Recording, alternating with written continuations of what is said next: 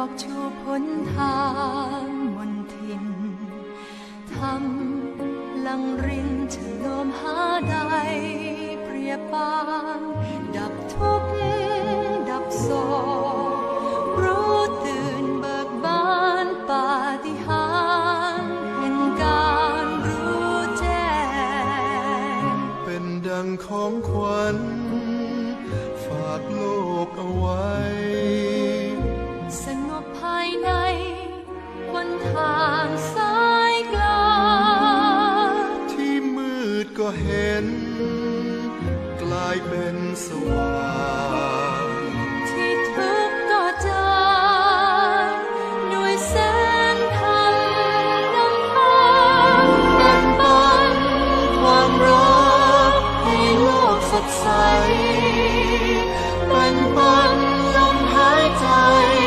แห่งสันติภาพคือทางแห่งปัญญามันค่าสู่นิพพานคือรู้ตื่นเบิกบานเหนือการเวลา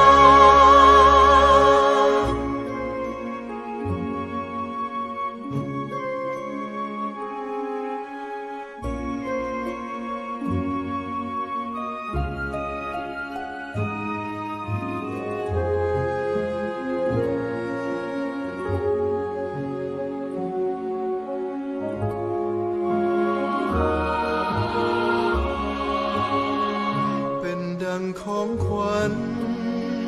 ฝากโลกเอาไว้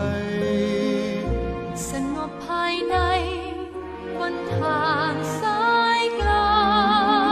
งที่มืดก็เห็นกลายเป็นสว่าง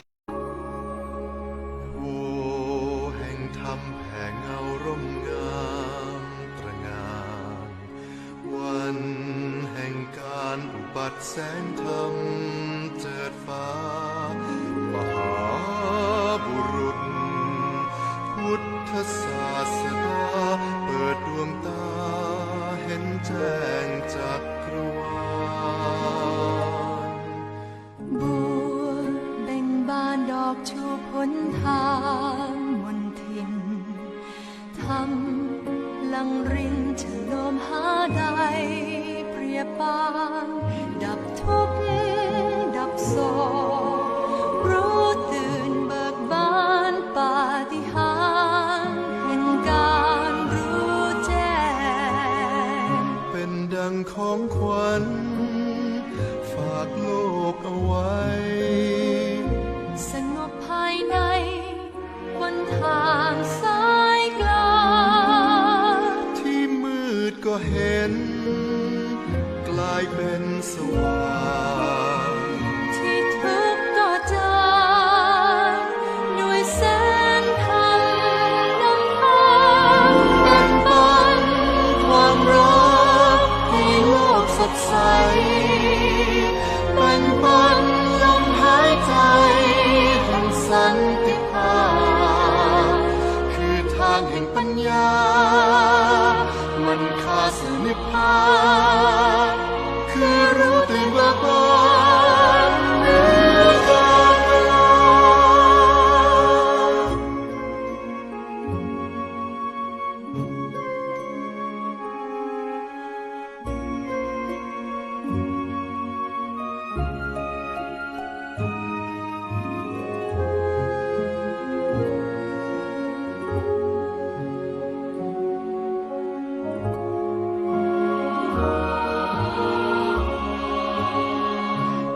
ดังของขวัญฝากโลกเอาไว้สงบภายในวันทางสายกลางที่มืดก็เห็นกลายเป็นสว่างโอ้แห่งธรรมแผ่เงาร่มงามตระหง่านวันแห่งการอุบัติแสงธรรมเจิดฟ้ามหาบุรุษพุทธศาสดาเปิดดวงตาเห็นแจ้งจักรวาลบัว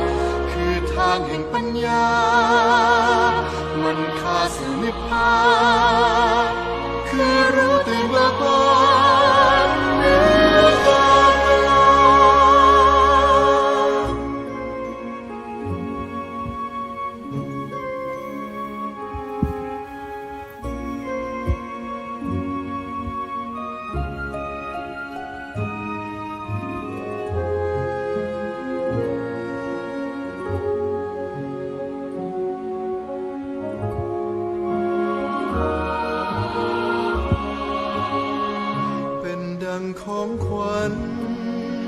ฝากโลกเอาไว้ สงบภายในบนทางสายกลาง ที่มืดก็เห็น กลายเป็นสว่าง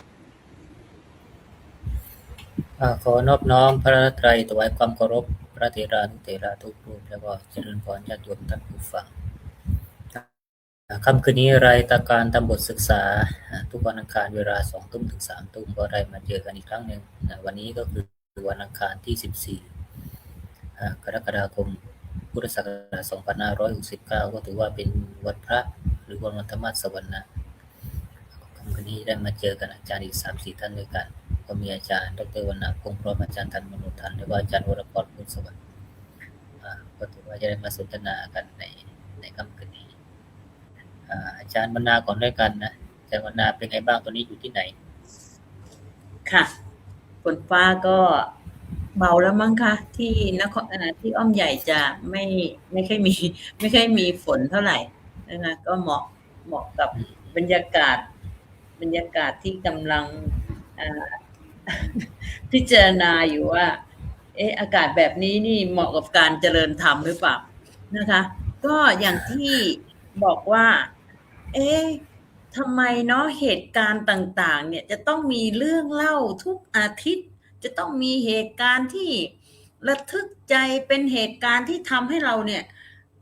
นึกถึงตัวเองอาจารย์นะคะนึกถึงตัวเองวันใดเหตุต่างๆเหล่านั้นน่ะมันอาจจะปรากฏกับตัวเราเองนะคะก็ไม่ได้คิดว่ามันจะเกิดกับสังคมไทยที่ติดแบบนี้นะคะแล้วเวลาการที่เกิดการเสียชีวิตแบบหมู่เนี่ยเราก็เคยเห็นกันอยู่แล้วว่าเพราะอะไรนะคะเพราะเราเรียนในเรื่องเราศึกษาในเรื่องของธรรมบทน่ะก็เลยทำให้เรามันมีเหตุปัจจัยเนาะจะต้องปลอบจิตตัวเองละปลอบจิตยังไงก็ปลอบโดยการที่บอกว่ามันก็เป็นเช่นนั้นเองแหละเพราะฉะนั้นเราต้องหันกลับมาดูที่ว่าเราต้องทำเหตุปัจจัยให้กับตนเองอย่างไรเหมือนกับอาจารย์ได้ตั้งธรรมบทศึกษาขึ้นมาเนี่ยนะคะก็เลยเป็นเหตุปัจจัยที่เราได้สร้างเหตุปัจจัยกันร่วมกันนะคะแล้วก็แวบขึ้นมาเลยครูอาจารย์ก็ได้เรียนเชิญอาจารย์หลายๆท่านนะคะหลายๆท่านก็มีงานที่จะต้องทำผู้ที่จะต้องยืนหยัดอยู่ตรงนี้นะคะแล้วร่วมช่วยกันเผยแผ่ธรรมเนี่ยนะคะก็มีอาจารย์ปรากรอาจารย์ทันเนี่ยนะคะแล้วก็อาจารย์วรรณาโดยมีการนำของพระอาจารย์จตุรงค์ซึ่งเป็นสิ่งที่สำคัญนะอาจารย์เวลาเรามากล่าวถึงธรรมการเผยแผ่ธรรมแล้วข้อธรรมต่างๆเนี่ยให้ความรู้อะไรกับพี่น้องประชาชนเรานะคะก็กล่าวไว้ตรงนี้อาจจะยังไม่มีสิ่งที่ตั้งตัวนะตั้งตัวยังไม่ได้ตั้งตัวค่ะกราบนมัสการเจ้าค่ะพระอาจารย์อาจารย์ทันมีอะไรเพิ่มเติมไหมวันที่ผ่านมานมัสการพระอาจารย์สวัสดีอาจารย์วรกร ใจบรรณาแล้วก็ผู้ชมทุกทางที่บ้านทุกคนนะคะก็เหตุการณ์เนาะอย่างที่อาจารย์วรรณาบอกอะค่ะมันก็เป็นข่าวเศร้าก็ขอแสดงความเสียใจด้วยนะคะแล้วก็มันเป็นเรื่องที่ไม่น่าเกิดขึ้นเนาะแต่ก็เกิดขึ้นหลายครั้งแล้วก็ไม่รู้ว่าจะถอดบทเรียนกันยังไงนะคะก็อยากให้มีสติแล้วกันค่ะขอบคุณค่ะอาจารย์วรกรเป็นไงบ้างช่วงนี้นมัสการอาจารย์และอาจารย์ดร.วรรณาอาจารย์ทันก็เพิ่งเข้าสมาธิกันเพิ่งออกมาเมื่อกี้นั่งสมาธิกลุ่มกันทุกวันพระนะพอดีมาซ้อนเนี่ยพอดีตรงกันไปนั่งก็นั่นแหละพยายามสั่งสมบุญเพราะว่าความตายไม่รู้มันจะเกิดตอนไหนเกิดเมื่อไหร่เราก็ไม่สามารถรับรู้ได้บางคนก็ไปผ่อนคลายไปพักผ่อนพอพบเพื่อนสุดท้ายก็ต้องไปตายหมู่อย่างเงี้ยเราก็ไม่รู้ว่าเหตุปัจจัยมันคืออะไรทำไมจะต้องไปวันนั้น วันอื่นไปก็ได้ แต่ไม่ไปมันไปวันนั้นพอดี ทุกคนก็มารวมกลุ่มกันตรงนั้น ก็พูดยากนะมันเป็นเหตุปัจจัยสัมพันธ์เราก็อธิบายไม่ได้ เพียงแต่ว่า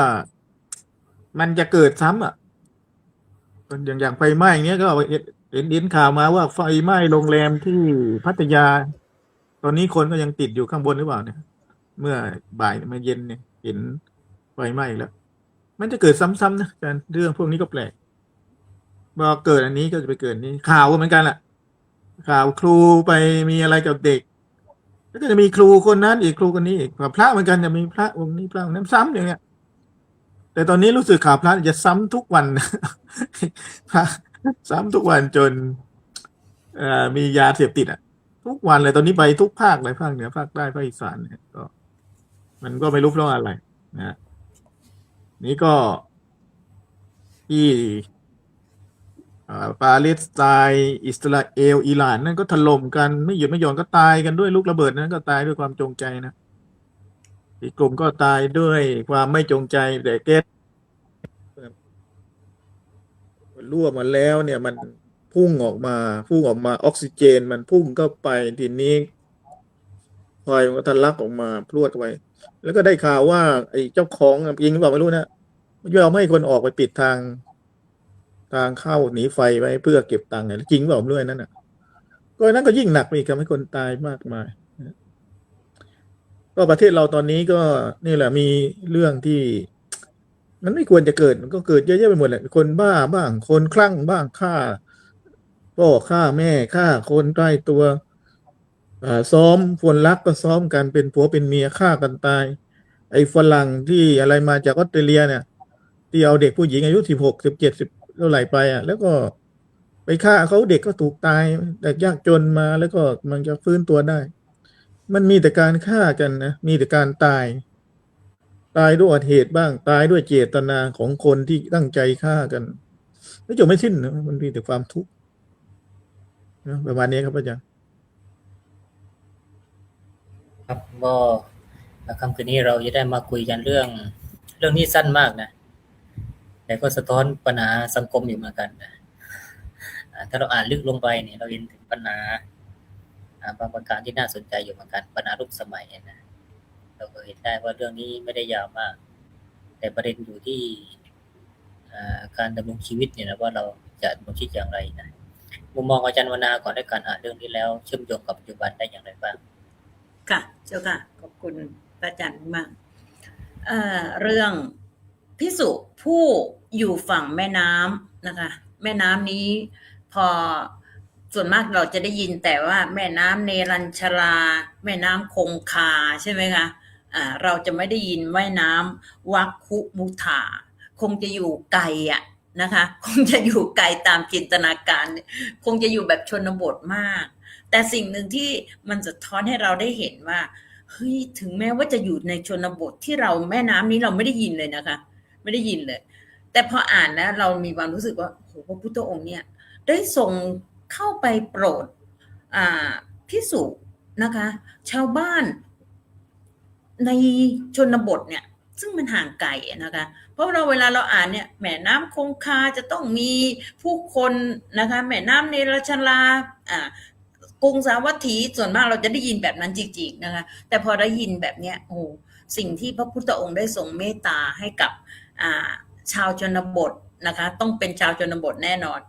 พระภิกษุสงฆ์ผู้อยู่ตรงนั้นอีกแล้วท่านก็คงทรงเห็นนะคะว่าภิกษุเหล่านั้นน่ะถึงแม้ว่าอยู่ในชนบทใช้ผ้ากาสาวพัสในการที่จะออกไปบิณฑบาตเพื่อให้ญาติโยมที่มีความศรัทธาได้ใส่บาตร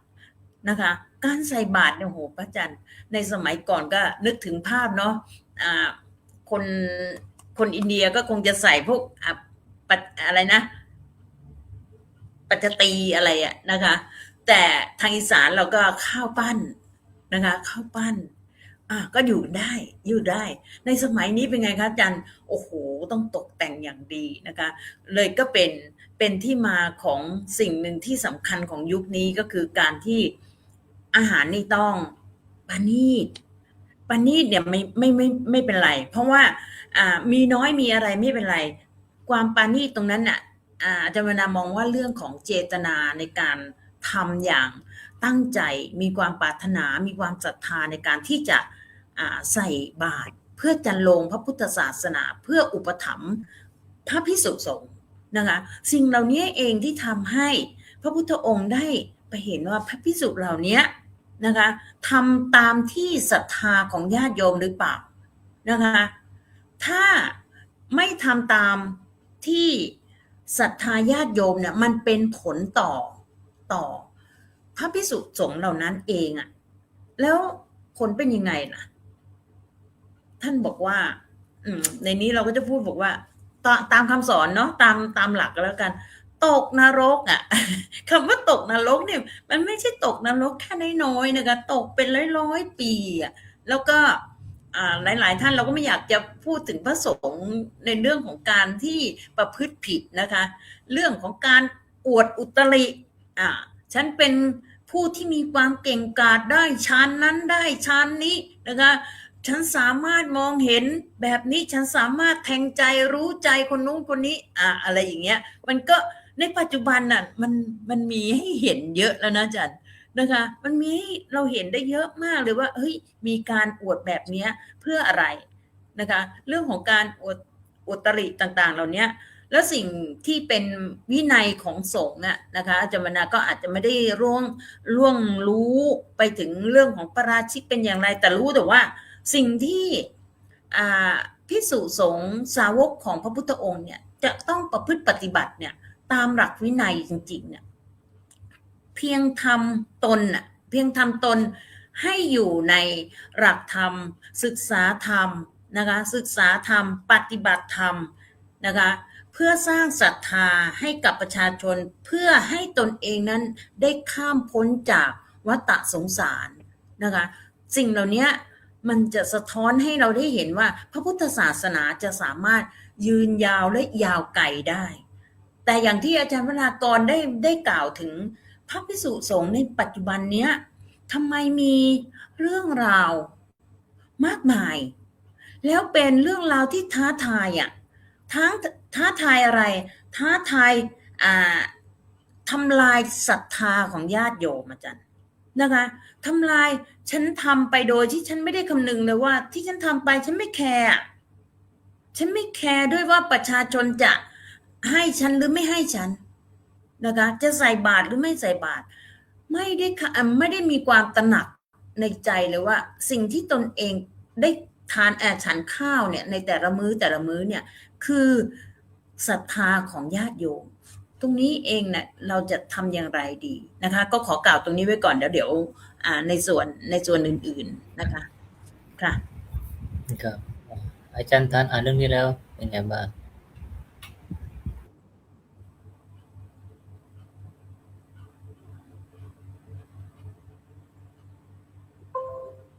ค่ะพระอาจารย์ก็เรื่องนี้อย่างที่พระอาจารย์บอกเลยค่ะว่ามันสั้นมากแล้วก็มินจริงๆแล้วมันเป็นเรื่องที่ถ้าพูดถึงว่าในสมัยปัจจุบันเนาะเราก็จะเห็นข่าวอันนี้เยอะเหมือนกันแต่ว่าเรื่องภิกษุผู้อยู่ที่ฝั่งแม่น้ำวัคคุมุทาเป็นเรื่องสั้นที่แม่น้ำเนี่ยค่ะสิ่งที่เห็นก็คือเหมือนอาจารย์วรรณาพูดเลยก็คือชื่อแม่น้ำซึ่งไม่คุ้นเคยเลยว่าแม่น้ำนี้คือที่ไหนเพราะฉะนั้นก็เลยต้องมาดูว่าแม่น้ำนี้คือที่ไหนปกติเราจะเห็นแค่แม่น้ำคงคายมนาอะไรอย่างเงี้ยค่ะที่เราจะคุ้นเคยเนาะแต่แม่น้ำเนี่ยคือที่ไหนยังไงปกติไม่เห็นเพราะฉะนั้นก็คือแม่น้ำวัคคุมุทาเนี่ยค่ะเป็นแม่น้ำอยู่ในแคว้นวัดชีค่ะทางตอนเหนือของชมพูทวีปค่ะปัจจุบันก็คือรัฐพิหารหรือของประเทศอินเดียค่ะซึ่งแม่น้ำสายเนี่ยค่ะเขาถือว่าเป็นสถานที่จำพรรษาของกลุ่มพระภิกษุซึ่งเป็นต้นบัญญัติของการปาราชิกข้อที่4ในเรื่องนี้เลยในเรื่องนี้ค่ะมันเป็นเรื่องที่เขาเรียกว่าภิกษุกลุ่มหนึ่งอะค่ะสมคบคิดกันอวดอุตริเนาะอวด คุณวิเศษทำที่ไม่มีจริงในตนนะคะ ก็คือให้แก่ชาวบ้านเพื่อหวังประโยชน์ลาภสักการะแล้วก็ความศรัทธา จนเป็นเหตุให้พระพุทธเจ้าค่ะทรงบัญญัติสิกขาบทห้ามการกระทำดังกล่าว เอาแบบเข้าใจง่ายๆ อย่างที่บอกเลยว่าเขาเรียกว่าเหมือนกับเป็นการอาศัยความโลภแล้วก็การอยากได้เพื่อการบำรุงเลี้ยงดูอย่างง่ายๆค่ะแล้วก็โดยใช้วิธีการลักษณะเหมือนการช่อฉนใช่ไหมคะที่ว่าอวดอุตริของกันและกันนะคะบอกว่ารูปนี้เหมือนกับว่าสมมุติมีหลายรูปก็จะบอกว่ารูปนี้ได้ฌานนะรูปนี้ได้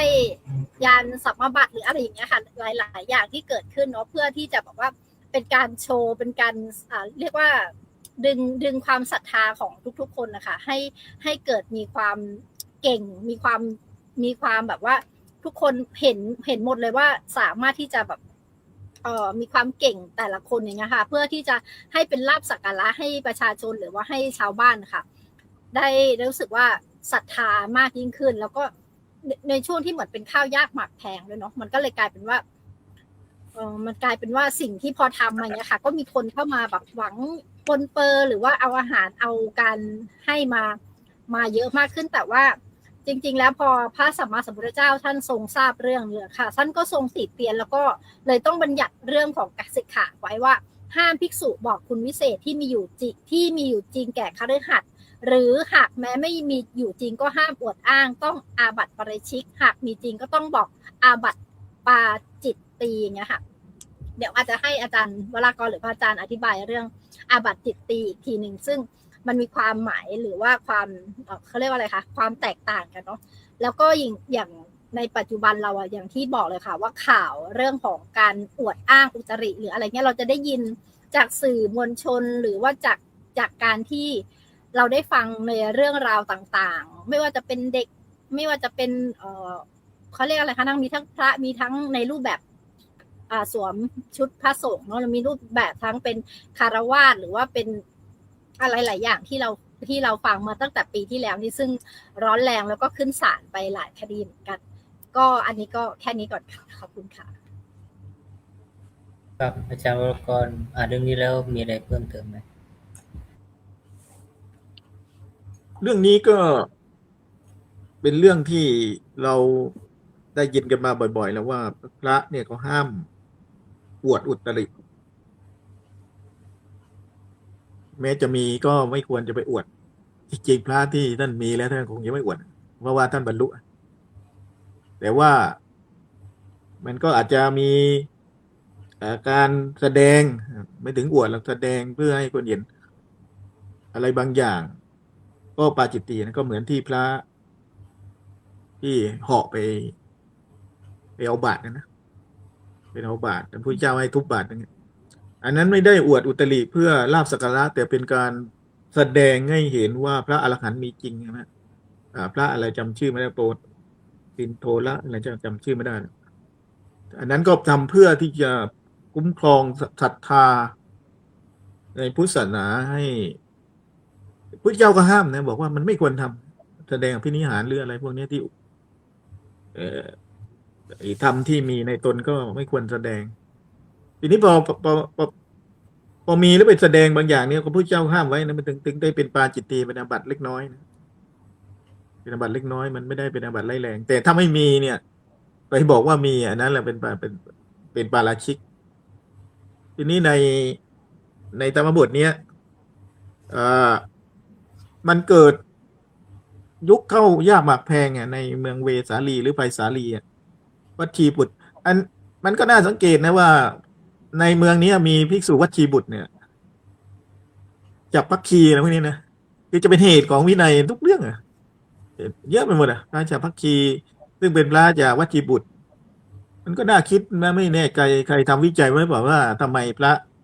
ที่มาจากวัดชีบุตรเนี่ยถึงได้เป็นต้นเหตุของการบัญญัติวินัยเยอะเลยกันนะฮะแม้แต่ช่วงสังฆายนาครั้งที่2ก็เป็นที่นี่เหมือนกันทีนี้พอเกิดข้าวยากหมากแพงเนี่ยมันไม่มีอาหารจะฉันโยมญาติโยมก็ไม่ค่อยถวายนักบวชอื่นก็เยอะมันทำให้พระคิดขึ้นมาหาอุบายว่าเราทำไงให้ญาติโยมมาศรัทธาเราแล้วเราก็จะได้มีอาหารเยอะ มันไม่ได้เป็นความโลภที่ยิ่งใหญ่อะไรนะมันแค่เพื่อจะยังชีพเลี้ยงชีพนั้นอันเนี้ยเป็นที่มาของคำว่าสัมมาอาชีวะการเลี้ยงชีพที่ถูกต้องมันพระเนี่ยจะต้องเลี้ยงชีพอย่างสุจริตถูกต้องที่ไปตามมรรคแปดทีนี้พอไปคิดเลี้ยงชีพด้วยการหลอกลวงแม้แค่อาหารบิณฑบาตเนี่ยหรือให้มีลาภสักการะมาให้อย่างเงี้ยก็ถือว่าเป็นการผิดร้ายแรงถึงขั้นปาราชิกที่อวดอุตริขึ้นมาเนี่ยเพื่อยังชีพก็ไม่ได้นะทีนี้ถ้าเราดูในปัจจุบันเนี่ยมันบางทีพระท่านก็ไม่ได้พูดแต่ว่ามีคนไปอวดให้ไงนักข่าวบ้างอะไรบ้างใช่ไหมหนังสือไปสร้างกันสร้างเป็นกระแสพอกระแสก็คนก็ไปเยอะวัดนั้นพระก็มีลาภสักการะขึ้นก็มีเหรียญมีสิ่งศักดิ์สิทธิ์อะไรต่างๆขึ้นมาก็ทำให้วัดนั้นมีลาภสักการะมากมายอย่างเงี้ยในยุคปัจจุบันก็ทำให้พระไม่ได้พูดเองแต่ว่าคนพูดให้นี่เราก็จะถามว่าพระปาราชิกไหมก็ท่านก็ไม่ปาราชิกเพราะท่านไม่ได้อวดเองก็มีลูกศิษย์ไปอวดให้เยอะแยะไปหมดลูกศิษย์ไปอวดให้แล้วเป็นข่าวใช่ไหมจะพูดว่าเนี่ย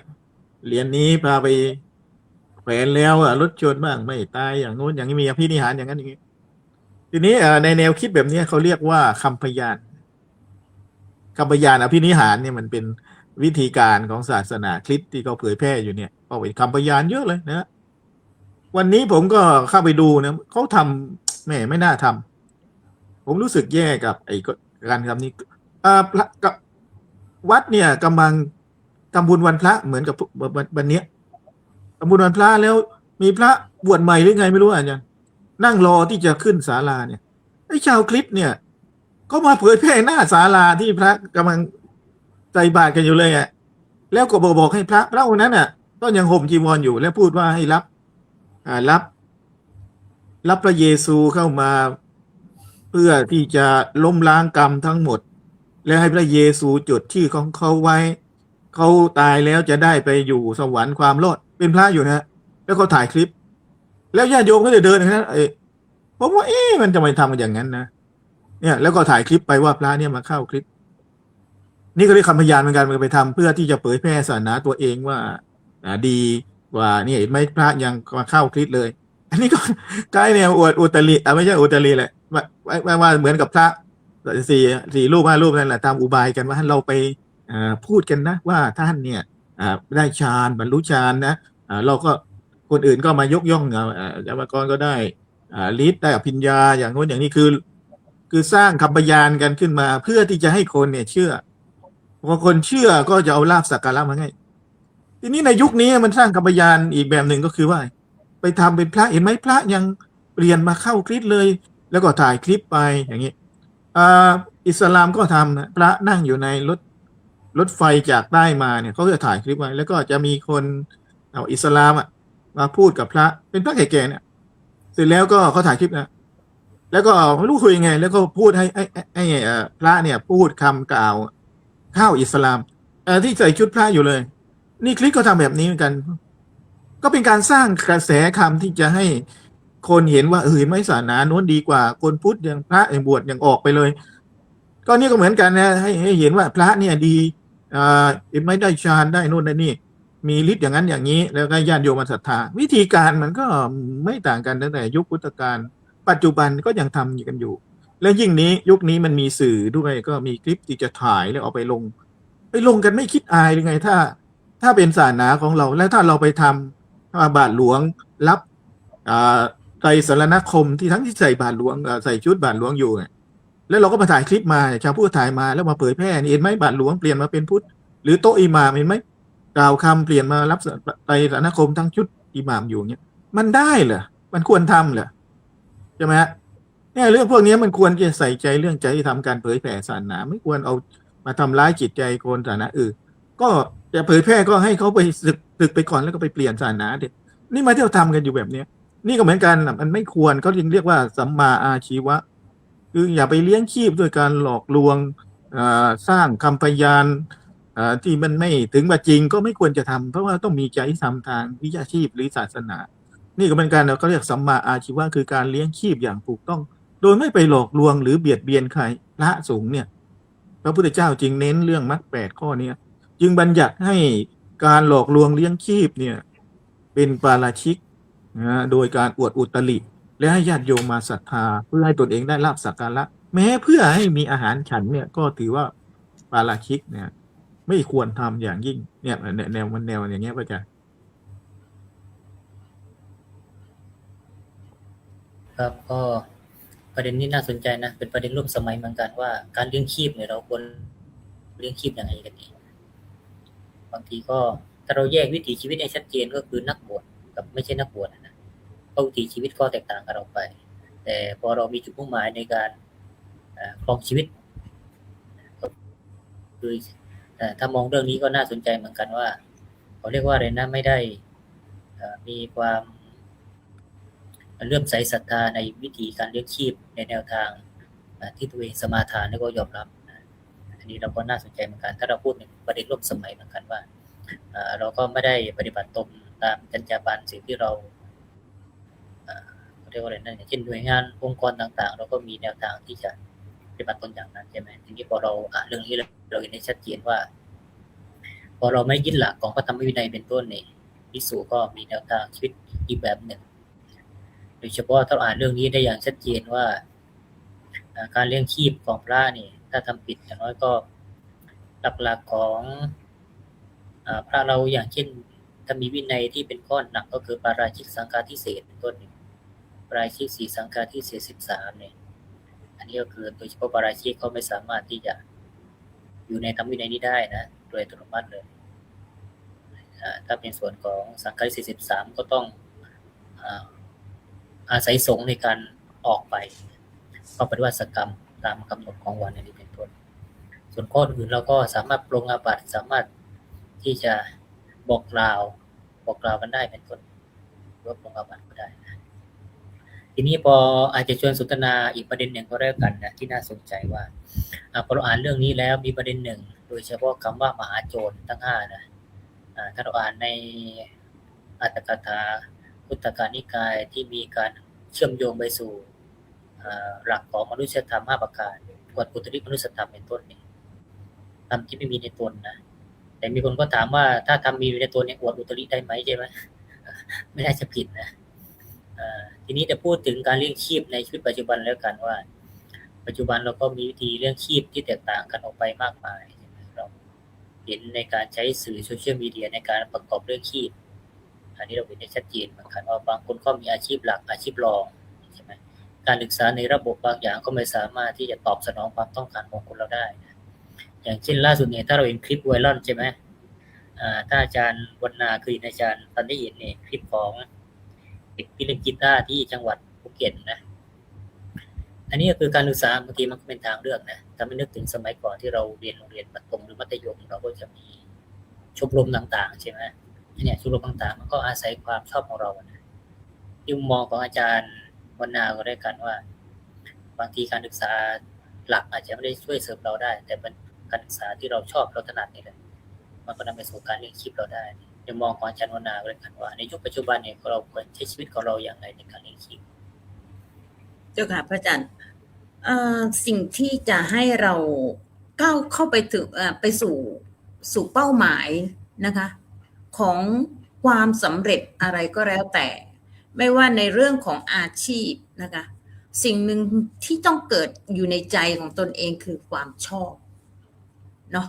เรื่องความชอบถ้าเราชอบหรือตัวเราเนี่ยชอบแต่เราความสามารถเราไม่เพียงพออาจารย์นะคะความสามารถเราไม่ถึงหรืออะไรเงี้ยมันก็ต้องได้รับการฝึกเนาะฝึกอย่างน้องนี่เขาฝึกมามากแล้วเราสังเกตหลายๆคนน่ะคนเรา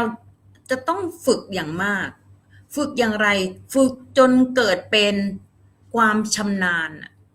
นะคะต้องโยงมาที่เรื่องภิกษุเหมือนกันต้องฝึกค่ะฝึกจน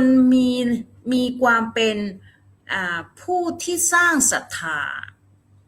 เกิดพลั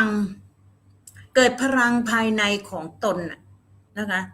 เป็นความศรัทธาที่มันส่งออร่าออกมาตรงเนี้ยมันถ้าเราบอกว่ามันมีในหลักธรรมอยู่แล้วว่าทำอย่างไรจะให้ตนเองเนี่ยมีความเป็นผู้ที่พร้อมนะคะเป็นผู้ที่พร้อมไม่ว่าจะเป็นอาชีพของพระนักบวชไม่ว่าจะเป็นอาชีพของอย่างที่น้องเนเน่จะเป็นนักร้องที่ตั้งเป้าไว้ถึงระดับโลกเนี่ยนะคะอย่างพิสูจน์เราหรืออย่างเราครูอาจารย์ก็เหมือนกันนะคะก็ตั้งเป้าตัวเองเหมือนกันว่าจะต้องสร้างคุณธรรมของความเป็นครูอาจารย์ที่มีคุณธรรมมีจริยธรรมสร้างศรัทธาขึ้นมาให้กับเพราะฉะนั้นสิ่งที่สำคัญที่สุดคือสร้างศรัทธาตนเองให้ได้เมื่อสร้างศรัทธาตนเองให้ได้สิ่งอื่นๆมันจะตามมานะคะเมื่อตัวเองมีออร่ามีความชำนาญมีความเก่งในเรื่องของความรู้ในการเผยแผ่ธรรมมันก็เป็นอาชีพที่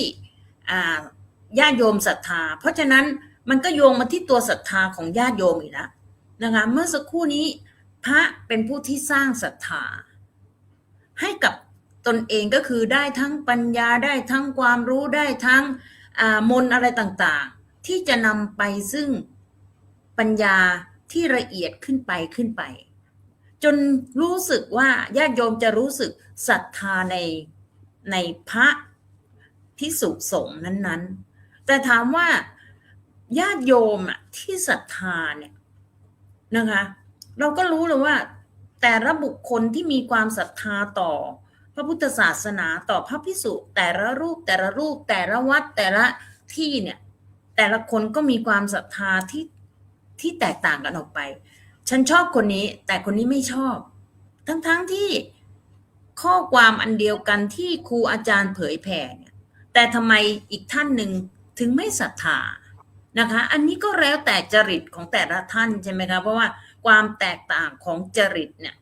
ของบุคคลเนี่ยที่เรารวมกันแล้วก็จริต6นั่นแหละแตกต่างกันแน่นอนบางคนพุทธิจริตโทสะจริตโมหะจริตวิตกจริตปัญญาจริตก็ว่าไปนะคะแตกต่างกันออกไปเพราะฉะนั้นญาติโยมเองก็ต้องสร้าง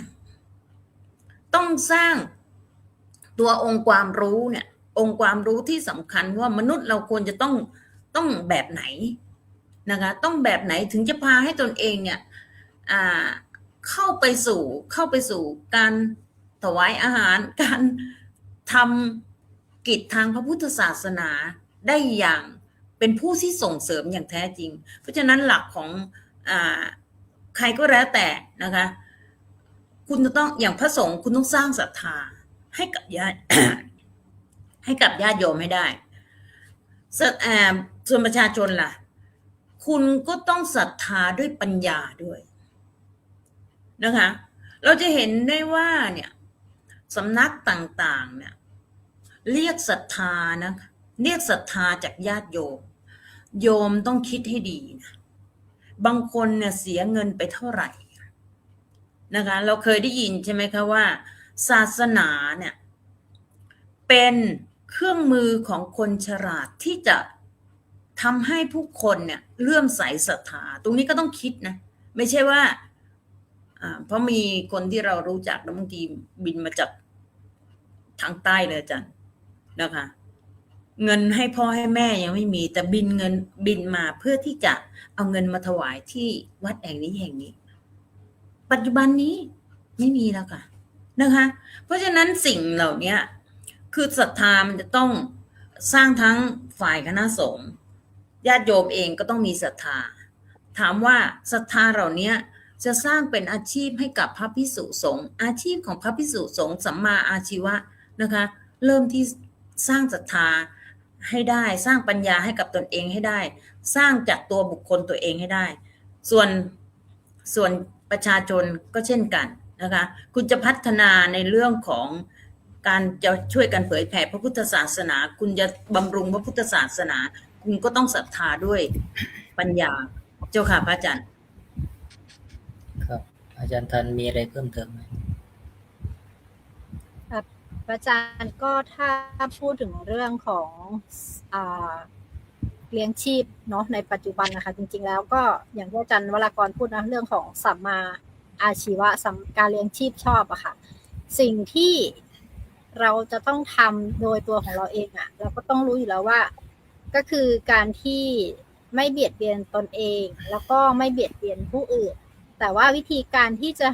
หาเงินอะหลักๆเลยตามพระพุทธศาสนาหรือตามสิ่งที่บัญญัติไว้อะค่ะก็จะบอกอยู่แล้วว่าสิ่งที่ควรหลีกเลี่ยงอาจจะมี5อย่างเนาะก็คือห้ามค้าอาวุธทุกชนิดห้ามค้ามนุษย์หรือแรงงานทาสห้ามค้าสัตว์หรือเพื่อนำไปฆ่าห้ามค้าน้ำเมาสารเสพติดสิ่งมึนเมาห้ามค้ายาพิษหรือสารเคมีอันตรายอย่างเงี้ยค่ะเพราะว่ามันทำร้ายเราด้วยแล้วก็มันก็ทำร้ายคนอื่นด้วยเนาะและที่สำคัญอันนี้ก็คือมันก็เรียกว่าเสียหายกับระบบเศรษฐกิจของประเทศด้วยเนาะทำให้คนในประเทศอะค่ะพอมันมีเสพติดหรือมีอะไรเงี้ยระบบวงจรหรืออะไรต่างๆอะมันก็เสียหายหมดเลยและอีกที่สำคัญคือหลังจากที่เรารู้แล้วว่าเราจะต้องทำอาชีพอะไรที่มันดีกับเราแล้วก็ดีกับคนอื่นเนี่ยพอได้มาแล้วเราก็ต้องเขาบอกว่าเราต้องมีหัวใจของเศรษฐีค่ะหัวใจเศรษฐีบริหารด้วยหัวใจเศรษฐีเนาะก็คือรู้จักขยันหารู้จักรักษาเงินรู้จักคบเพื่อนดีแล้วก็รู้จักใช้จ่ายสมตัวหรือพอประมาณนะคะอันเนี้ยมันก็จะเป็นสูตรที่เรียกว่าคาถามหาเศรษฐีเลยที่เราถ้าใช้กันได้มันก็จะเป็นสิ่งที่ดีมากๆเลยแล้วที่สำคัญค่ะพอเราได้เงินมาปุ๊บอะค่ะเราก็รู้จักการแบ่งเงินเนาะว่าเราจะแบ่งเงินเนี้ยใช้ยังไงเลี้ยงตนเองเลี้ยงครอบครัวเนาะให้มีความสุขแล้วก็เลี้ยงเพื่อนฝูงตามวาระเลี้ยงใช้จ่ายป้องกันนะคะเป็นเงินสำรองฉุกเฉินแล้วก็มีการเสียภาษีให้รัฐช่วยเหลือสังคมทำนุบำรุงศาสนาเนาะที่สำคัญค่ะคืออย่าลืมก็คือการอุทิศให้กับผู้ล่วงลับแล้วก็ผู้มีพระคุณอันเนี้ยมันก็เป็นเหมือนวัฒนธรรมหรือว่าสิ่งที่เรารู้กันว่าในช่วงเทศกาลต่างๆเราก็จะทำบุญเนี้ยค่ะให้กับผู้มีพระคุณเนาะในสิ่งต่างๆมันก็จะกลายเป็นสัมมาอาชีพที่ดีงามแล้วก็ที่ถูกต้องแล้วก็เป็นการหาทรัพย์ที่ได้มาเพื่อประโยชน์ตนเองแล้วก็ของคนอื่นนะคะแล้วก็ไม่เป็นการที่จะ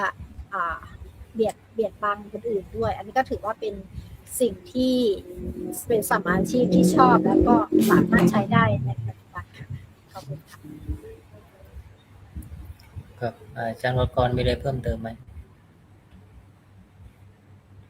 ก็ในธรรมบทนี้ก็จะเน้นเรื่องโทษของการที่พระไม่สำรวมไม่อยู่ในศีลเลี้ยงชีพด้วยความไม่ชอบเนี่ยนะก็เป็นการป้องกันหรือกล่าวให้เห็นโทษรุนแรงว่าการเลี้ยงชีพที่ไม่สุจริตไม่ถูกต้องเนี่ย โดยอาหารบิณฑบาตเนี่ยมีโทษมากพระพุทธเจ้าถึงเตือนไว้ว่ากินถ่านแดงๆเนี่ยยังดีกว่า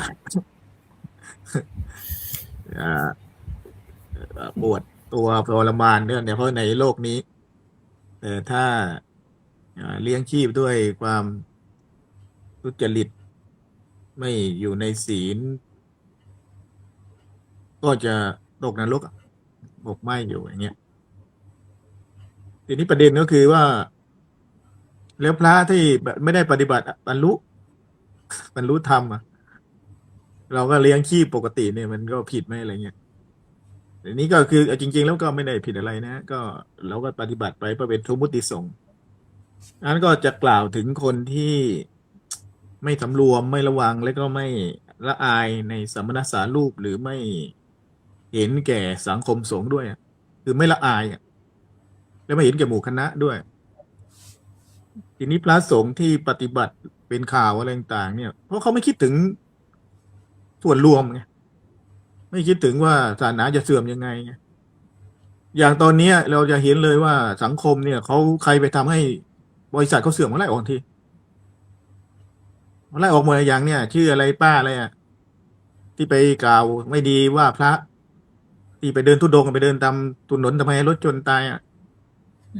ขอให้ออกเลยนะเจ้าของบริษัทให้ออกเลย นั่นแหละให้ออกเลย อีกคนหนึ่งชื่อเจ๊อะไรเนี่ยเจ๊ผมทองอ่ะ อันนั้นแกบอกแกเป็นเจ้าของบริษัทเองใครจะมาไล่แกแต่แกก็พูดไม่ดี แล้วแกก็ไปบอกว่าแกเป็นคริสเตียนบ้างอะไรบ้างอันนั้นดูเหมือนจะเป็นวจีทุจริตไปอันนี้ตอนนี้สังคมเนี่ย ใครไปทำให้บริษัทเสื่อมเสีย องค์กรไหนเสื่อมเสียเนี่ยเขาจะให้ออกทีเลยนะไล่ออกเลย เพราะเขาจะให้กฎสังคม นี่ของพระพุทธเจ้าเหมือนกันนะไปทำให้คนเสื่อมศรัทธาและพระสงฆ์ที่ไปทำให้เสื่อมศรัทธาพระเจ้าให้ออกหมดไล่ออกเลย ให้ศึกให้อะไรพวกเนี้ยเปหิออกจากหมู่คณะหมดเพราะไม่เห็นแก่หมู่คณะนี่คือหลักเลยนั้นมันเหมือนกับบริษัทเลยนะในปัจจุบันเขายังทำเลยทีนี้ของเราเนี่ยปัญหาใหญ่ก็คือว่าระบบการปกครองเนี่ยเราดูกันไม่ทั่วไม่ถึงนะมาขายยาอยู่ในวัดบวชแล้วเสพยาอยู่นั้นเต็มเลยทีนี้มันดูแลไม่ทั่วถึงไม่รู้จะดูกันยังไง แล้วก็มันซ้ำๆซากๆหลายเดือนมาแล้วเนี่ยก็ยังโดนจับแล้วจับอีกก็มีข่าวไม่รู้กี่รอบแล้วก็ทำไมมันไม่มีระบบ ที่จะไปตรวจสอบดูแลกันเลยในสังพระสงฆ์มันมากขนาดหลายล้านคนหรือยังไงมันแปลกมันไม่มีการตรวจสอบอ่ะตอนนี้เหมือนก็สอบทุจริตไอ้โกงท้องถิ่นเนี่ยเขาก็ไล่จับไล่ออกใช่ไหมแต่ว่าตอนนี้พระสงฆ์เราเนี่ยเยอะไปหมดเลยข่าวมีทุกวัน แล้วไอ้ภาพนี้ไม่รู้มันออกมาได้ยังไง เพราะว่าบางทีมันไม่ควรมีภาพพวกนี้เหมือนมีสายสืบอยู่ข้างในสายลับหรือไปทำอะไรกันเพื่อจะเอาภาพมาทำให้ศาสนาเสื่อมเสีย หรือมีกลุ่มอะไรต่างๆหรือเปล่าที่จะมาทำลายศรัทธาของชาวพุทธเป็นกระบวนการหรือเปล่า เราก็ไม่ได้ตรวจสอบให้ดี เพราะว่าภาพบางภาพเนี่ยมันพระทำอยู่ในที่ลับเนี่ย ไปถ่ายไม่ได้ไง หรือบางองค์เนี่ยไปเอาอะไรกับหมา ภาพมันมาได้ยังไง อย่างเงี้ย ซึ่งก็เป็นโรคจิตอ่ะ แต่ก็ไปเอามาทำข่าวเพื่อจะให้เสื่อมเสียขายข่าวกันทุกวัน อันนี้คือขายข่าวเพื่อทำลายศรัทธา ส่วนอีกกลุ่มหนึ่งพระก็ไปปล่อยข่าวเพื่อให้คนมาศรัทธาตัวเองเป็นลาภสักการะอย่างเงี้ย มันสวนทางกันน่ะ แล้วตอนนี้ในกระแสที่การเผยแพร่ทางศาสนาในใช้สื่อ มันทำซ้ำอ่ะจะทำซ้ำที่คนมันถ่ายทิกตอกถ่าย YouTube ถ่ายอะไรพวกนี้มันจะเห็นหมดเลย เห็นแล้วเห็นอีกก็บอกว่าเนี่ยเสื่อมแล้วทีนี้ผมก็ไปเจอบางคนก็บอกเนี่ยที่เขาไปเปลี่ยนไปนับถือศาสนาอื่นก็เพราะเนี่ยเขาเบื่อพระบ้างอะไรบ้างเนี่ยก็มาจากข่าวที่ไปทำให้เสื่อมขายข่าวจากพระนี่แหละ เราก็ไม่จะเห็นว่าศาสนาอื่นที่เขาเสื่อมเขาจะเอามาทำข่าวเท่าไหร่แต่มีแต่ของเราเนี่ยทำข่าวซ้ำแล้วซ้ำเล่าซ้ำซากเนี่ยเพื่อทำลายศรัทธาหรือเปล่า ในขณะที่พระพุทธเจ้าบอกว่าอย่ากลุ่มนี้ไปอย่าให้คนอื่นมาศรัทธาด้วยการหลอกลวงในธรรมที่ไม่ได้มีในตนตัวเองไม่ได้บรรลุแต่เพื่อที่ให้คนมานับถือมาศรัทธาเอาลาภสักการะมาให้อย่างเงี้ย มันก็เป็นสองทางนะทีนี้ระบบของพระสงฆ์เราเนี่ยที่ปกครองกันอยู่เนี่ยมันจะทำยังไงมันจะตรวจสอบกันยังไงที่ก็รู้อยู่แล้วเป็นข่าวทุกวันก็ยังทำเหมือนเดิมอย่างเงี้ย นี่มันรู้จะว่าไงเนี่ยแบบก็น่าเป็นห่วงศาสนาผมก็ไม่อยากจะพูด แต่ว่าเห็นข่าวทุกวันแล้ว เราสอนเด็กนักศึกษาด้วยนักเรียนด้วย เวลาจะพูดเด็กก็มันไม่ค่อยนั่นตัวนี้ทำให้สอนยากขึ้นเรื่อยๆแล้วเนี่ยพอสอนศาสนาเนี่ยผมสอนเด็กพุทธหมดวันนี้ผมสอนแล้วก็ให้ทำภาพสัญลักษณ์ศาสนาต่างๆไม่มีเด็กทำสัญลักษณ์ศาสนาพุทธคนไปทำสัญลักษณ์ศาสนาอื่นหมดตั้งใจเป็นเด็กพุทธอย่างเงี้ยนั่นแหละมันก็น่าเป็นห่วงศาสนาของเรา ในขณะที่กลุ่มศาสนาอื่นก็เผยแพร่เชิงลุกเราเนี่ยตั้งรับไม่พอถูกทำลายด้วยทำให้เสื่อมศรัทธานี่ก็บุกกันมาถึงวัดเลยนะหน้าโรงธรรมเลยที่กำลังทำจะสวดมนต์กันเลยแล้วพระสงฆ์องค์หนึ่งนั่งอยู่งี้แล้วมีบาตรงี้แล้วไอ้ชาวคริสต์เนี่ยมาถึงบอกอยู่ตรงเนี้ยหน้าพุทธรูปเนี่ยไอ้คนนี้เป็นพระเลยเนี่ยพระไหมบอกไม่รู้รับเป็นคริสต์อยู่ตรงนั้นไม่รู้สึกอย่างเนี่ยมันควรสึกไปก่อนไม่ควรจะมารับตอนเป็นพระเพื่อให้เป็นเขามาถ่ายคลิปแล้วเอาไปลง YouTube TikTok เผยแพร่อยู่เนี่ยผมเข้าไปคอมเมนต์อยู่เมื่อกี้เนี่ยคือเขาก็ใช้วิธีนี้ทำลายเราแต่เราไม่จะไปโกรธเขานะแต่ว่ามันไม่ควรจะเอามาทำกันเผยแผ่ศาสนาก็เผยของใครของมันมาทำมาถึงหน้าศาลาวัดอย่างเงี้ยมันบุกเข้ามาถึงวัดใดวัดแล้วมาเผยแผ่อยู่แล้วเป็นพระเนี่ยไปรับทำไมสึกไปก่อนดิใช่ไหมไม่มีความละอายไม่มีความสำนึกหรืออะไรเลยบวช อย่างเงี้ยผมก็แหมอารมณ์ไม่ก็ดี รู้สึกมันแย่ไงไม่ห่วงศาสนาบ้างยังไงวะบวชอยู่เป็นพระตัวเองเนี่ยเป็นห่มจีวรเหลืองอยู่เนี่ย แล้วไปพูดรับศาสนาคริสต์อยู่ในจีวรเนี่ยมันถูกที่ไหนล่ะนะฮะประมาณเนี้ยพระอาจารย์ ครับก็น่าสนใจนะประเด็นร่วมสมัยต่างๆมากมายเนี่ยการประกอบอาชีพแล้วการเลือกชีพเราเห็นถึงบทบาทของพระในสมัยก่อนแล้วก็ปัจจุบันแล้วก็มีเรื่องราวมากมายที่อยู่ในสังคมร่วมสมัยทีนี้ประเด็นหนึ่งที่เราอ่านถ้าเราเจอเข้าไปข้างในนี่ก็รู้ว่ามีมหาโจร5 จำพวกด้วยกันถ้าเป็นในภาษาพระคือการเลี้ยงชีพที่ไม่เหมาะสำหรับนักบวชโดยเฉพาะพระภิกษุสงฆ์เป็นพวกนี้อันนี้เราเห็นได้ทั่วไปได้เหมือนกันว่าเรื่องราวธรรมบทเพราะอะไรเพราะพระภิกษุเนี่ยเลี้ยงชีพด้วยปัจจัย4จากชาวบ้านตัวนี้เลยได้ชัดเจนที่อาจจะชวนคุยประเด็นหนึ่งก็ได้กันในช่วงท้ายๆว่าส่วนใหญ่นี้เราจะมีเครื่องมือวิธีการรับมืออย่างไรในยุคร่วมสมัยนี้โดยเฉพาะสื่อโซเชียลมีเดียมันก็ท่วงตันกระแสใช่ไหมเราก็ไม่สามารถเขาเรียกว่าอะไรนะห้ามปรามป้องกันได้ทั่วไปโดยเฉพาะสื่อที่มันสร้างขึ้นได้ทุกวันทุกคนก็มีช่องทางในการสร้างสื่อ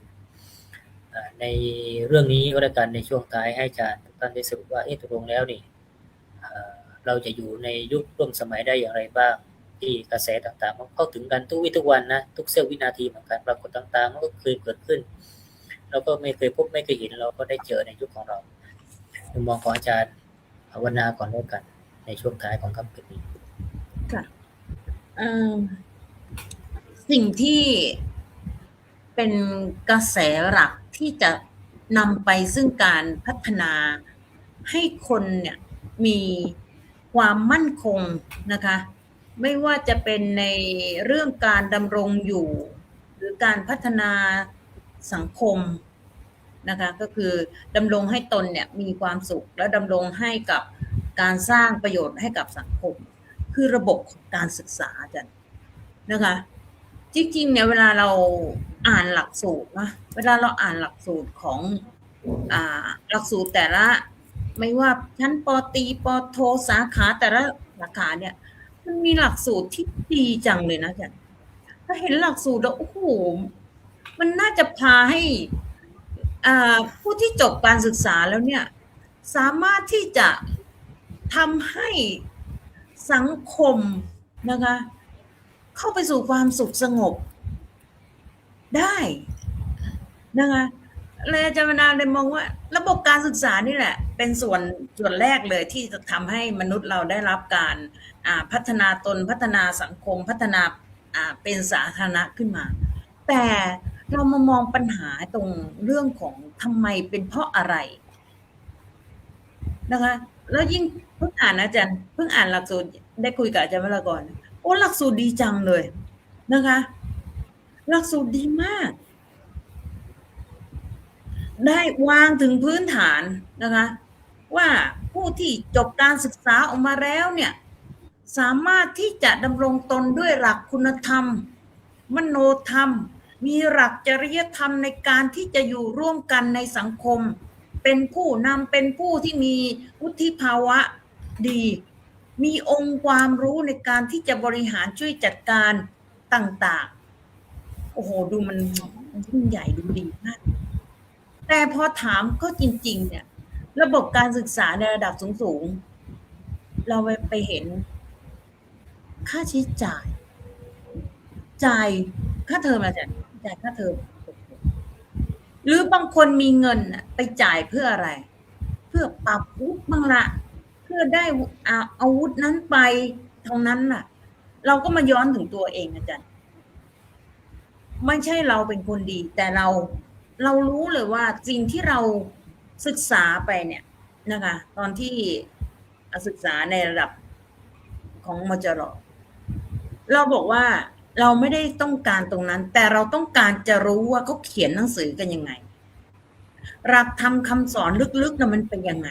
เราอยากรู้อย่างนั้นแต่ผลพลอยได้เนี่ยแต่ผลพลอยได้ที่เราได้ผ่านกระบวนการศึกษาคือวุฒิทางการศึกษาในระดับสูงแต่สิ่งที่เราอยากรู้วิธีการเขียนเราก็เขียนไม่ได้เก่ง วิธีการอ่านเราก็อ่านมาน้อย เราจึงต้องหาครูบาอาจารย์เราขับรถไปอาจารย์ด้วยความมุ่งมานะระยะทางจากอ้อมใหญ่ไปนู่นยังพูดกับครูบาอาจารย์เนาะบอกว่ามันใช้ระยะเวลาในการที่จะต้องเดินทางเพื่อไปหาครูอาจารย์ให้ความรู้เรา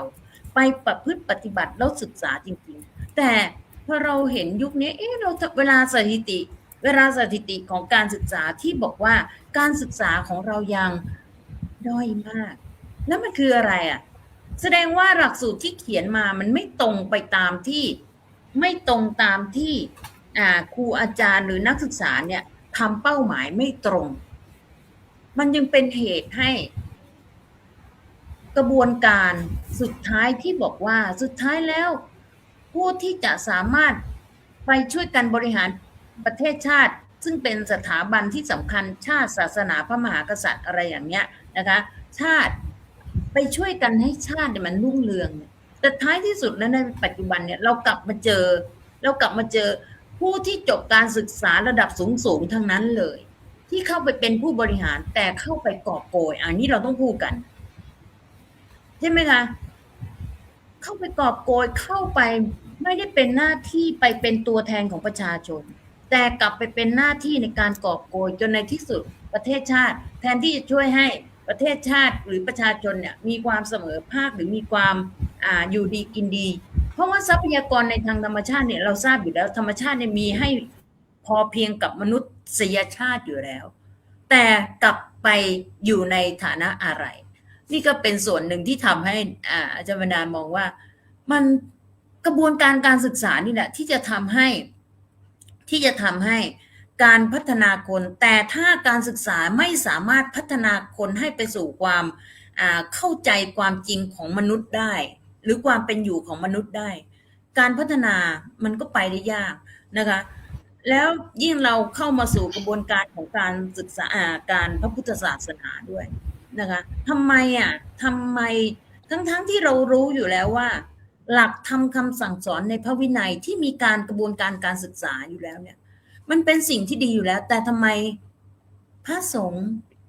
กับมองไม่เห็นประโยชน์อันสูงสุดไม่เห็นคุณค่าที่แท้จริงกลับไปอาศัยผ้ากาสาวพัสไปทำไม่ดีไม่ร้ายซึ่งเขาไม่รู้ไงจันไม่รู้ว่าสิ่งที่ตนเองทำไปแล้วเนี่ยคือการกลืนก้อนธาตุก้อนทองแดงเข้าไปแล้วหลังจากนั้นอะไรอีกเพราะนี่แหละคือสิ่งที่เขาไม่รู้อย่างแท้จริงนะคะมันจึงเป็นผลเสียนะคะก็ผู้ศึกษาเองก็เหมือนกันนะคะกันทั้งสองฝ่ายนะทั้งภิกษุสงฆ์เองก็ต้องรู้ว่าคุณค่าที่แท้จริงของตนเองที่พระพุทธองค์ได้ทรงวางหลักการศึกษาไว้ให้เนี่ยเพื่ออะไรแล้วประโยชน์ได้สูงสุดด้วยนะคะส่วนประชาชนน่ะการศึกษานะคะการศึกษาที่จะนำมาซึ่งการพัฒนาตนพัฒนาสังคมเจ้าค่ะพระอาจารย์ครับอาจารย์ทันมีอะไรส่งท้ายค่ำคืนนี้บ้างค่ะพระอาจารย์ก็ด้วยเรื่องนี้ค่ะอย่างที่บอกนะว่าจริงๆมีคำหนึ่งที่ทันสนใจก็คือรัฐปิณฑะคำนี้จะแปลว่าก้อนข้าวของชาวแว่นแคว้นหรือบิณฑบาตที่ชาวบ้านถวายอันนี้ก็คืออยากอธิบายนิดนึงก็คือว่าเขาจะบอกว่าการที่บริโภคบิณฑบาต4แบบอะค่ะของภิกษุอะค่ะก็คือฉันอย่างขโมยก็คือพระทุศีลไม่มีศีลอะแต่หลอกลวงชาวบ้านเพื่อเอาอาหารมาฉันเนี้ยแล้วก็ฉันอย่างเป็นนี่ก็คือพระมีศีลแต่ฉันอาหารด้วยความเพลิดเพลินไม่ได้พิจารณาด้วยสติฉันอย่างทายาทก็คือพระอริยบุคคลขั้นต้นโสดาบันอนาคามีฉันอาหารในฐานะลูกผู้รับมรดกจากโยมฉันอย่างเจ้าของคือพระอรหันต์ค่ะฉันอาหารด้วยจิตที่หลุดพ้นเป็นผู้สมควรได้รับอาหารอย่างแท้จริงอันนี้ก็คือด้วยความที่ประโยคมันรัฐปิณฑะเนี่ยค่ะรัฐปิณฑะเนี่ยมันดูแบบไม่ค่อยได้ยินเนาะก็เลยอยากอธิบายคำนี้ก่อนแล้วก็ในการรับมือกับสื่อโซเชียลอะค่ะในปัจจุบันอะที่มันสอดคล้องกับเรื่องภิกษุผู้อยู่ฝั่งแม่น้ำวัคคุมุทาเนี่ยค่ะก็จะบอกว่าวิธีการสร้างคอนเทนต์หรือการแสดงออกอะค่ะเขาก็บอกว่าเราอะให้งดเว้นจากการอวดอ้างเกินจริงเนาะไม่สร้างโปรไฟล์ปลอมอวดรวยอวดความสำเร็จหรือรีวิวสินค้าเกินจริงค่ะ อันเนี้ยแล้วก็นำเสนอข้อเท็จจริงค่ะที่เป็นสัจจะเนาะสื่อสารด้วยข้อมูลที่เป็นประโยชน์นะคะถูกต้องสร้างสรรค์แล้วก็ไม่ใช่การหลอกลวงเพื่อผลประโยชน์ส่วนตนเนาะแล้วเวลาที่จะเช็คการโพสอะค่ะให้เช็คเจตนาก่อนเนาะว่าก่อนกดโพสอะให้ถามตัวเองว่าทำเพื่อแบ่งปันคุณค่าหรือทำเพื่อความโลภและการที่จะเสพสื่อต่างๆค่ะรับชมต่างๆเขาก็ให้ยึดหลักการรามาสูตรเนาะแล้วก็ให้มีสติค่ะอย่างให้เสพสื่ออย่างมีสติเลยไม่ด่วนเชื่ออย่างที่เราคุยกันนะว่าจะไม่ด่วนเชื่อพาดหัวข่าวดราม่ายอดวิวที่สูงอะไรต่างๆค่ะเพราะว่ามันจะเป็นแค่ภาพลักษณ์ภายนอกเนาะแล้วก็ไม่ริษยาค่ะภาพลักษณ์ของคนอื่นอ่ะเข้าใจว่าที่เห็นอ่ะก็คือฉากหน้าของเขาเนาะถูกคัดสรรมาดำรงในชีวิตอย่างพอประมาณคือเราอ่ะไม่เห็นแค่เหมือนว่าไม่ไปอิจฉาของคนอื่นโอ้ยรวยมากสวยมากหรืออะไรอย่างเงี้ยแต่เราก็ใช้ชีวิตของเราด้วยความพอประมาณก็คือชื่นชมกับเขาแล้วก็เราก็ทำได้แค่ไหนก็คือแค่นั้นเนาะแล้วก็หยุดแชร์สิ่งที่เป็นลวงโลกค่ะไม่เป็นส่วนหนึ่งในการกระจายข่าวเฟกนิวข่าวปลอมเนาะหรือข้อมูลที่สร้างความเกลียดชังอะค่ะอันนี้ก็สำคัญมากๆเลยอีกอันหนึ่งที่น่าสนใจก็คือว่าวิธีปฏิสัมพันธ์ในสังคมอะค่ะเราต้องมีวาจาชอบมีสัมมาวาจาเนาะคอมเมนต์อย่างสร้างสรรค์ไม่พิมพ์บูลลี่ด่าทอหรือประจานผู้อื่นอย่างสะใจเพราะว่าคุยกันทุกครั้งเลยว่ามันก็คือมีเรื่องของกฎหมายเข้ามาแล้วก็มีเรื่องของการที่คุณถูกอาจจะถูกฟ้องจริงหรือถูกเสียเงินอย่างเงี้ยค่ะระวังมิจฉาชีพนะคะในโซเชียลมีเดียค่ะจะเต็มไปด้วยแก๊ง call center แชร์ลูกโซ่ที่ใช้วิธีการหลอกลวงคล้ายกับกลุ่มภิกษุวัคคุมุทานเนี่ยค่ะคือการเอาผลประโยชน์แล้วก็ภาพลักษณ์ที่หรูหราค่ะมาล่อลวงต้องรู้ให้เท่าทันเนาะแล้วก็ใช้ไม่ให้ความโลภอะค่ะครอบงำของเราอะค่ะสิ่งที่สำคัญสั้นๆเลยก็คือว่าอย่าให้ความอยากเด่นอยากได้ค่ะย้ายเราไปอยู่ในโลกแห่งการมุสาหรือว่าการที่จะต้องหลอกลวงเหมือนภิกษุฝั่งแม่น้ำวัคคุมุทาค่ะขอบคุณค่ะครับอาจารย์วรกรมีใดส่งท้ายของค่ำคืนนี้บ้างก็คงต้องช่วยกันนะว่าพระพุทธเจ้าได้ป้องกันด้วยการบัญญัติพระวินัยปาราชิกไว้ที่พระที่ปฏิบัติไม่ดีอวดอุตริแล้วก็ไปทำให้ศาสนาเสื่อมเสียเนี่ยก็ให้ปาราชิกก็ต้องหมดความเป็นพระไปนี้เราชาวพุทธก็ต้องช่วยตรวจสอบเพราะว่าตอนนี้มีคนปลอมบวชบ้างตั้งกลุ่มเพจขึ้นมาเพื่อที่จะปล่อยข่าวโจมตีชาวพุทธส่วนชาวมุสลิมเขาก็ถูกตั้งกลุ่มโจมตีเขาก็ไปฟ้องที่สถานีตำรวจวันนี้เขาก็ไปฟ้องแจ้งความเขาเป็นหูเป็นตาให้กับศาสนาของเขาเองส่วนเราชาวพุทธเนี่ยก็ต้องช่วยกันดูนะวัดไหนที่มีพระไปรวมแก๊งกันติดยาเสพยาเป็นถึงเจ้าวาดค้ายาอย่างเงี้ยชาวบ้านไม่รู้หรือไงอย่างเงี้ยใช่ไหมคือมันสะท้อนอะไรว่ามันสะท้อนว่าไม่ชาวพุทธไม่ใส่ใจหรือไงรอบวัดไม่รู้หรือไงหรือปล่อยไปยังไงจนกระทั่งให้ตำรวจไปจับอย่างเงี้ยคือเราต้องช่วยกันตรวจสอบแทนพระพุทธเจ้าช่วยกันดูแจ้งความให้ถือว่าพระสงฆ์พระศาสนาเป็นของเราส่วนคนที่มาบวชนั้นศึกแล้วก็เป็นชาวบ้านทำลายศาสนาแล้วก็ไปแล้วศาสนาเสื่อมแล้วเราเป็นชาวพุทธบริษัทก็ต้องช่วยกันดูแลเป็นหูเป็นตาแล้วก็ช่วยเผยแผ่ข่าวดีๆของชาวพุทธเผยแผ่ธรรมะอะไรพวกนี้อย่าไปช่วยผสมลงเพิ่มขึ้นไปอีกอย่าไปแชร์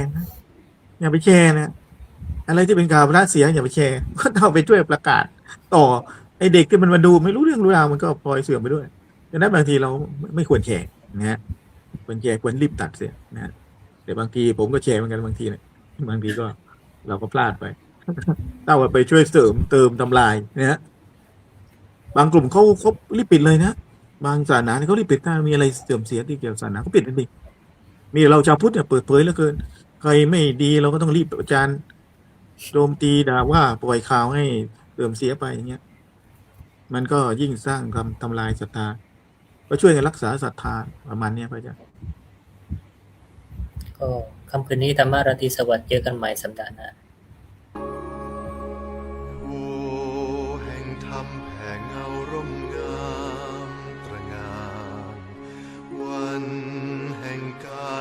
บัติแสงธรรมเจิดฟ้ามหาบุรุษพุทธศาสดาเปิดดวงตาเห็นแจ้งจักรวาล บัวเบ่งบานดอกชูพ้นทางมนทินทำลังรินฉโลมหาใดเปรียบปาน